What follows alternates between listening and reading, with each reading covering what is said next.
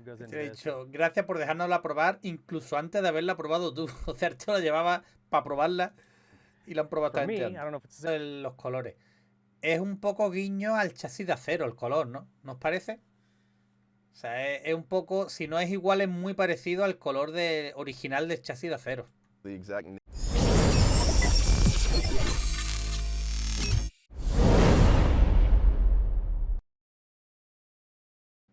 Mira, como antes hemos estado viendo un montón de 125, habéis dicho, tío, una 2,5. Vale, pues vamos a subir la apuesta. YAMAHA IZ325, ¿vale? Y ya con esto terminamos por hoy, ¿vale? IZ325, 325 two-stroke. Gente, ida de olla, ida de olla. Con este vídeo ya rematamos la guinda del pastel. Venga. ¿Esta no sería la de Alessi que tenía en su día? No, es la siguiente, ¿no? Llama. Venga. Que Alessi tuvo una 325 de estas, no sé si será la misma.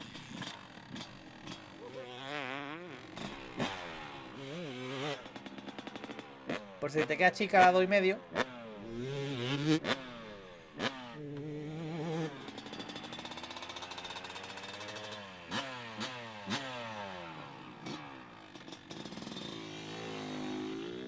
Hey guys, it's Ping with Vital MX, and we're here for another race shop project. Stoked for this one. Met this guy, Mr. TJ Boyle, online, and this is your 2006 Yamaha YZ250, and it came out incredible. 2006, que no es, o sea, que es 2006, que es veterana. A little bit about how you found this thing and what you did to it. So it was kind of like a summer project. I was looking for a two-stroke, found it on Craigslist. De verano. Went, looked at it. It had a big bore kit in it, a bunch of random painted stuff. But I was like, okay, well, you know, it's a decent price. Picked it up, started to tear it down, just kind of give it a once-over before I went and rode it. And the further I tore it down, the more things wrong with it I found. Cross-threaded bolts. Suele pasar. Estaba buscando una moto por entretenerme, a restaurarle tal, y dice, tenía buen precio, parecía bien, ok. Dice, conforme más cosas desmontaba, peor estaba. Broken or missing bolts. Started to really look at the engine that was supposed to have only 5 hours on it. Every bearing in it was trash. So I decided to just completely strip the thing down to the frame. Start over. Así que decidí hacerla. As you can tell, it kind of got a little out of hand. It got away from you a little. Yep. Well, I can't apologize to you enough for the money you spent, but it looks incredible. The sheer look of this thing, when I saw it, you asked if I wanted to test it.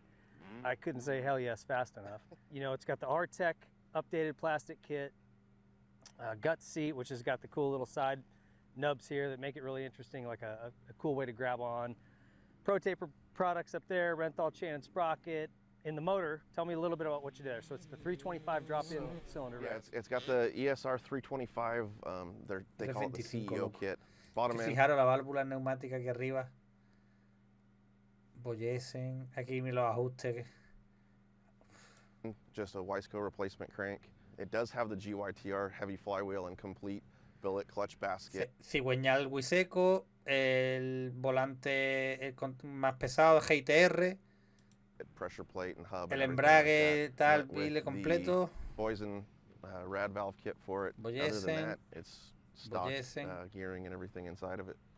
Okay, so wheel set from W, I assume. Yep. Talon hubs, beautiful champagne color with black spokes and blue rims. Just looks really nice. You anodized everything, which is amazing. I haven't seen a lot of cylinders anodized this color. The cases, the swing arm, the frame even is a beautiful sparkly blue. I don't know what they called it. But I don't remember. Está hablando de los colores. Es un poco guiño al chasis de acero el color, ¿no? ¿Nos parece? O sea, es un poco, si no es igual, es muy parecido al color original del chasis de acero. The exact name of the color, but it's no recuerdo el nombre del color, pero es una capa de powder coat with this translucent metallic blue over top. Azul metálico. It's really pretty. Arc levers, which is cool. You got a vortex ignition, which I've always found on these big bore projects. If you don't address the ignition and get it to rev a little longer, you'll gain a bunch of torque, a bunch of bottom, and it will go flat. So that's, if you're gonna go big bore, you need to look at an ignition, which you did an awesome job there. Really tricked Bill's pipe and silencer on this. Ooh. I love it when he does these welds and makes it look cone pipe. Bill does great stuff over there. And tell me a little bit about the suspension, because I thought this was kit stuff. No, it's actually the stock 06 suspension. Got with my friend over at Ride JBI, JB. and he just went through everything on it. We DLC coated the shock shaft and the lower fork tubes. Kashima coated the body and the upper fork tubes. And he went and put his pro perches, the billet mid valves, I think they're called, revalved everything, and just went through everything. And it just came out, and it looks like kit suspension. That's what I said. Some extra clamps on it. You got Dunlop tires to finish it. There's really nothing on this bike that isn't touched. And you said even the bolts, nuts and bolts, you spent a small fortune just in those. Yeah, just going trying to find the OEM nuts and bolts for everything that I could, and then titanium stuff where I couldn't. Like it's got JBI's titanium bolts on all the triple clamps, the front brake caliper, titanium chain adjuster bolts. It was just trying, none of the bolts that were in this bike were the right bolts for anything. Yeah, it was a bit of a Glamis special. You showed me some photos and, you know, some red, white, and blue. Yep. Something you definitely see out with the bros at Glamis. Looking at it aesthetically, it's absolutely stunning. Probably one of the best looking builds I've seen in a long time. So kudos for that. Thank you. All right, guys, so on the track, I was really excited to get on this thing and see. I've never ridden a 325 kit in one of these, although there is a guy in the Vital forum who talks about it nonstop, so hopefully he will watch this and be really happy. Immediately you feel like kind of a big bore sound to it when we started it, just kind of got that ring ting ting of a 500 or something, you know, big bore feel. But on the track, it doesn't have a heavy or sluggish feel. It's great throttle response and a really good steady pull. There is two different maps. One's a little more aggressive, one's a little more mellow, kind of spread out. El tío está flipando. I ended up on the more aggressive map and liked it. With that flywheel weight that I think that you put in, I think that helped a lot with kind of delivering that power a little more manageably. Because it doesn't ever hit so hard it pops out of your hands. It comes on and it goes hard. And crazy pull through the middle, and then the top it holds. It doesn't drop off. I think that's largely due to the ignition. So a really fun power plant. And I found I could go through turns in third with this thing if I wanted, and just it would still pick it up, which leads me to believe you could even play with gearing here, drop down a tooth if you wanted to. And this is just C12 VP fuel. You know, you could go more aggressive with fuel and get more power out of it if you wanted. Básicamente diciendo que tiene el motor una pasada, que podía coger curva en tercera, que se nota un montón el contrapeso. The thing jumped, you know, perfect. So a little bit of jetting. We had to kind of lean out something in the middle. We got that pretty clean at the end of the day.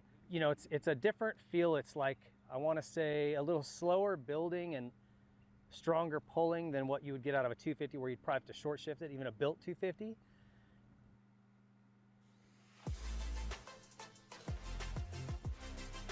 Mola mucho, ¿no? Venga.